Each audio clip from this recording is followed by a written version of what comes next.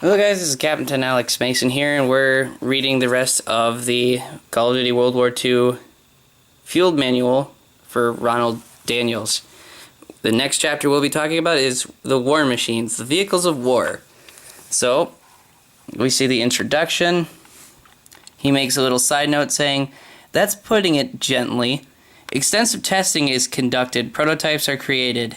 As these machines are put to use in battlefield conditions, however, opportunities for improvement become clear." He also says, "Comfort's not a concern? Unbelievable." I don't know what that's making a ref. It's somewhere probably along with this. Changes are made, modifications are added. And in cases where superiority is gained, enemy designers quickly move to counter with their own upgrades. He also underlines the word devotion here, which is for many of these ships, aircraft, and vehicles have already built an outstanding reputations and gained the trust and devotion of their operators. He says, not too much devotion, I hope. He's just being funny. All right. So, we'll first talk about the landing craft that was commonly used in D-Day. The most common method of entering the craft is from a cargo net suspended on the side of troop transport. The preferred method of exiting the craft, especially in an amphibious landing, is via the bow ramp. And he says, unless the whole thing's getting shot to hell, then you just get out any way you can, which is what eventually did happen on D-Day. So now we have this craft, I assume is part of the D-Day landing craft. It's called the USS Samuel Chase, APA-26. And he says, the Samuel Chase is an Arthur Middleton-class attack transport named after Samuel Chase, one of the signers of the Declaration of Independence. Oh, that's Samuel Chase, he says. Let's see what else he said. Thus, effective use of the ship's defensive firepower earned her the nickname Battleship from our British allies. Operation Torch proved to be a turning point in the war, and the Samuel Chase's involvement in its success cannot be overstated. And now he says, don't jinx her. And it says, last year during Operation Avalanche, he says, who comes up with these? Because it's like, okay, we got this name. An amphibious landing in the Gulf of Salerno. 2 bombs came so close to striking the Samuel Chase that they tossed waves over the ship's bow. Too close for comfort, he adds. Then we look at the specifications for this actual vessel, and it says, complement 578 troops. He says, you look stunning today. Because it said compliment, but he was just, again, being smart. Alright, Benson Livermore class destroyers. It's a big vessel. It says the intended purpose of the destroyers began as fleet defense against torpedo boats. The name torpedo boat destroyer was shortened to simply destroyer. Basically says everything you need to know. Just funny. Let's see, what else does it say? Destroyers now act as screening vessels against attack on larger warships, escorts for merchant ships, and sometimes as scouts for battle fleets. Is there anything it doesn't do? Do we even need other ships, he says? And the USS Arkansas. Let's see. Numerous types of warships exist on both the Allied and Axis sides. Fleet warships that function as part of a battle fleet, consist of aircraft carriers, battleships, battlecruisers, and pocket battleships, cruisers, and destroyers. He has pocket battleships underlined, so he says there's got to be a story there. Yeah, to be honest, I don't even know what that means.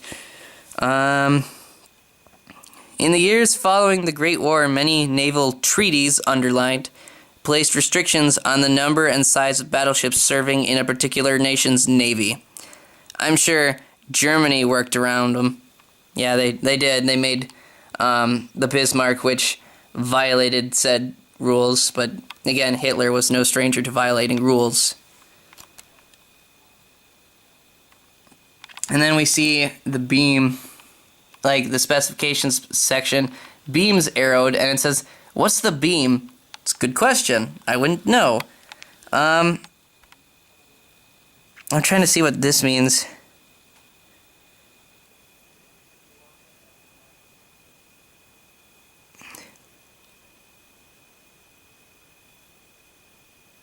I'm going to read this whole section because it doesn't really specify where.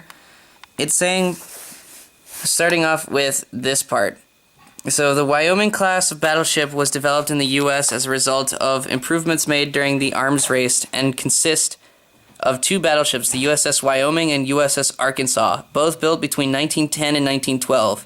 Improvements made to the Wyoming class from the preceding class include additional armament resulting in 12-inch guns and greater armor, including a torpedo bulkhead. Both ships reinforced the Royal Navy's Grand Fleet during the Great War, and following the war received many upgrades to include anti-torpedo bulges and anti-aircraft guns. The Wyoming was demilitarized as a part of the London Naval Treaty of 1930 and has since become a training ship. The Arkansas, however, continues to serve proudly, most recently as escort convoys to North Africa. Though her combat role has shifted, the USS Arkansas continues to stand defiant, a testament to power and ingenuity whose finest hour perhaps is yet to come. And he says, I'm guessing you know something I don't. Well, you'd be right. And then, of course, we have the most iconic airplane in this entire game's campaign, the P-47 Thunderbolt. The first prototype designated XP-47B was highly maneuverable despite its weight. The cockpit was described as, quote, a roomy and comfortable. He says, well, put your feet up and pop a cold one. Of course he'd say that. Most recently, the P-47D or D-25 has added a bubble canopy adapted with which he later puts in quotes borrowed on the side right there. By it's British, from a British feature created for their Hawker Tempest, which is a very similar plane at best. The P-47 is the fastest diving aircraft currently known to exist, reaching speeds of 550 miles per hour. I heard they can't climb for crap, he says. And then we have loaded weight underlined in the specifications part with an arrow. The plane is loaded and so am I, he says. Let's see, just exactly how many of these are there? I know this is like a big chapter, and that's why I don't like to do too many pages at once. I have my bigger SD card in, but it's just one of those things that I have to be precautious of. Yeah, this takes up about almost the rest of the... Yeah, this is how thick this book is. So now I got the M3 half-track. He says somewhere around here. The body of the M3 is armored all around, including an armored radiator shutter and reinforced glass windscreen. Original M3s also feature a pintle-mounted 50 caliber machine gun, a feature that has been replaced in M3A1 models with the 50 caliber gun on an armored pulpit mount, while 30 caliber machine guns can also be mounted on the sides of the passenger compartment.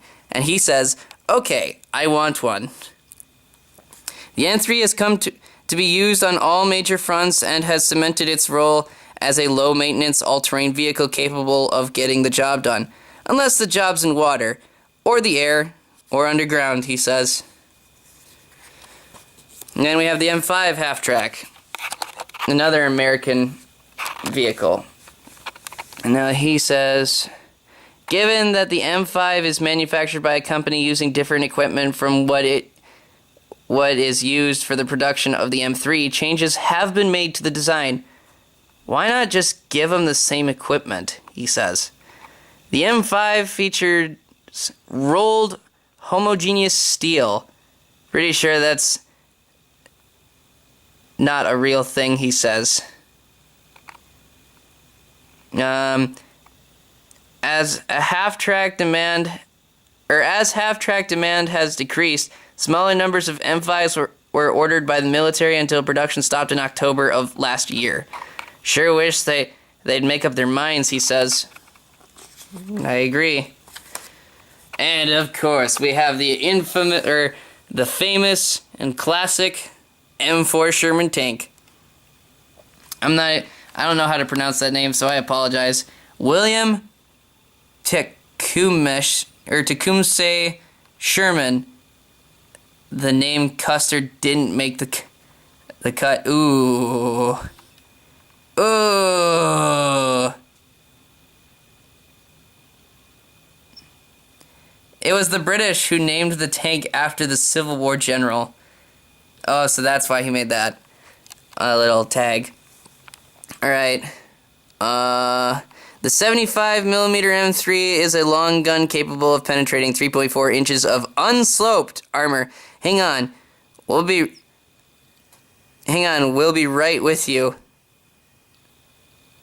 I think that was a geometry joke, but I'm not entirely sure. I assume so, given that they're talking about slope and such. But anyways, canister shots may be employed as well and can effectively function as giant shotguns. Also noteworthy is the 75mm use of gyroscopically. I'm not even sure how to pronounce that. That's a fake word, he says. And then stabilized gun and slight capable of retaining the gun's elevation setting within 1/8 of a degree, through mildly rough underlined terrain at 50 miles per hour. You know, a few rocks, he says. The 5-man crew of an M4 consists of the driver, assistant driver / bow gunner, ammunition loader, gunner, and tank commander. Does he get twice the pay, he asks. Among the criticisms leveled at the Sherman are crew complaints of ammunition fires following a direct hit and the tank's inability to turn in place. He writes, whiners. Though that was a a huge design flaw in this tank. The only thing is, though, these tanks were decent, somewhat better than what they could have come up with, because honestly, they were mass produced. This is off the books. So that's why there were more Shermans than there were King Tigers. Because King Tigers in Germany, they took a lot of time to build just one tank. These things were mass produced. So, yeah, a single Sherman alone could not withstand a Tiger in most cases, unless they were extremely lucky. However, if you had a whole bunch of Shermans against one King Tiger, yeah, they stood a better chance. Strength in numbers, in this case. It's not always about quality, it's about quantity at times. So now we have the SD KFC-10. This is a German vehicle. Light half-tracks like the SD KFC-10, just call it half-track 10 and save me the headache, he says. Fill a number of roles in the German army. Yes, the half-track 10 of the most wildly used German vehicles currently in service. Its designation comes from the name Sonderkraftfahrzeug. I'm taking German, so forgive me if I mispronounce this. This is like when you play a record backwards. Ouch. So here's the other thing it says. The SDV, or Special Motorized Vehicle, the chassis for the enemy vehicle SD KFC 251, also referenced in this manual, was based on the SD KFC 10. The design differs from other German half-tracks in that it uses a hull and not a frame. Should circumstances call for U.S. soldier to operate this vehicle, be aware that the vehicle uses a semi-automatic transmission with 7 forward and 3 reverse gears. Good God, how do you drive? Once a gear is chosen, the driver will need to depress the clutch to shift for steering. A light turn uses just the front wheels, while harder turns will break the tracks. Top speed is close to 50 miles per hour. Note that this, with any continuous tracked vehicle, disabling the tracks will immobilize it. Not bad for a vehicle that can't decide if it's a tank or a truck, he says. So now we have the SD KFC 251, the one that we're all familiar with. We gotta figure out where to start. Also known as Hanomag, named after the manufacturers, the German half-track 251 with their numerous variants are among the most abundant enemy vehicles seen in combat to date. A, B, C, and D main models of the half-track exist, and from those models, several other variants have been observed. These things are like rabbits, he says.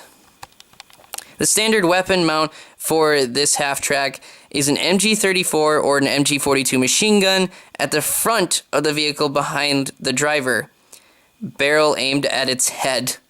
Yeah, that's a kind of a serious design flaw.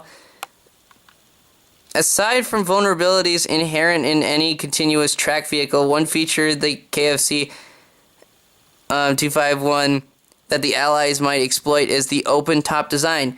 Couldn't afford a roof, he says. Another German half-track. I don't think I've even seen these around in the campaign at all. So this is the SD KFC 6.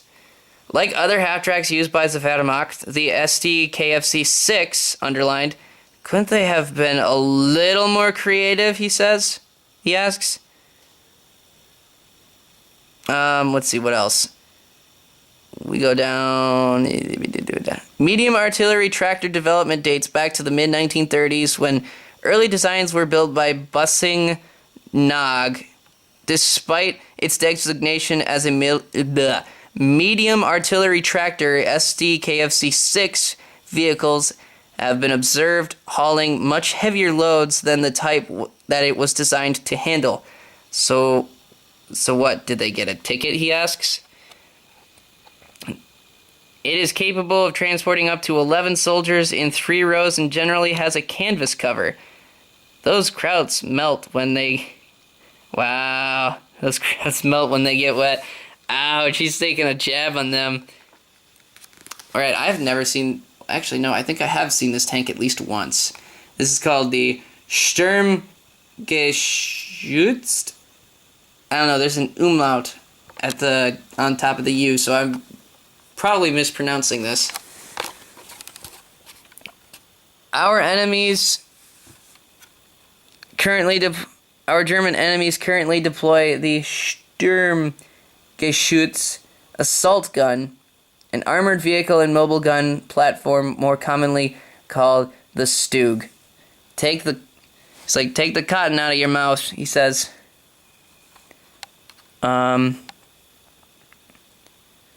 Once the Germans went up against heavy Russian tanks like the T-34 and KV-1 during their invasion of the Soviet Union, they quickly discovered that their panzers, also referenced in this manual, were inferior. Chew on that, Fritz, he says. The Stug still operates on a Panzer III chassis. It has no turret, but the vehicle's crew compartment proved sufficient to house the Pak-40 gun when the Panzer's turrets could not. So, the other tanks make fun of it, he asks. Or he states. So all the other tanks, I should say. To make up for the deficit, the enemy has begun mounting the Stug superstructure on Panzer IV chassis. As a result, the original Stug is now called the Stug 3, and this new variant is designated the Stug 4. Makes way more sense than Stug 1. Alright, here we go. One of my favorite parts about this vehicle part. German main battle tanks. German tanks are officially designated as Panzerkampfwagen. Campwagen, he asks, with his annotations. Drawing from the Panzer I design, the enemy created a created a larger version with a turret-mounted 20mm anti-tank gun. Limited production models followed. Improvements were made. Many smoke breaks were taken, he says.